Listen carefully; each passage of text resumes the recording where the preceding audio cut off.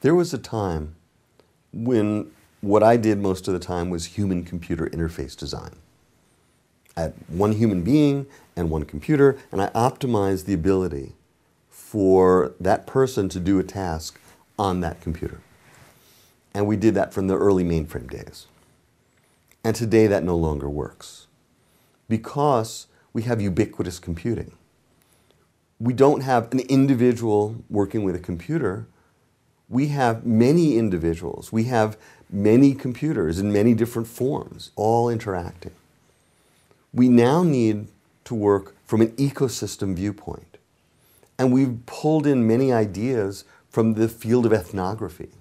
So those ethnographically inspired methods allow us to look at the actors, the people, look at the scenarios, look at the artifacts, look at the environments, and see how they all interact.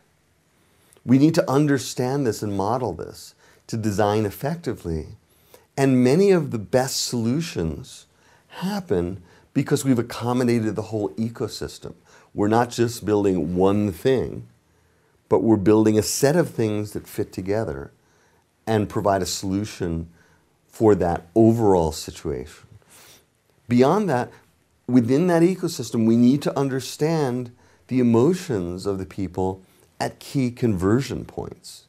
So we need to understand the ecosystem.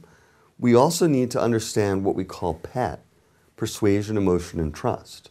And so a PET analysis tells us at the key points where people are making decisions, what are the drives, what are the blocks, what are the beliefs, what are the feelings that are involved in getting somebody to go ahead and convert.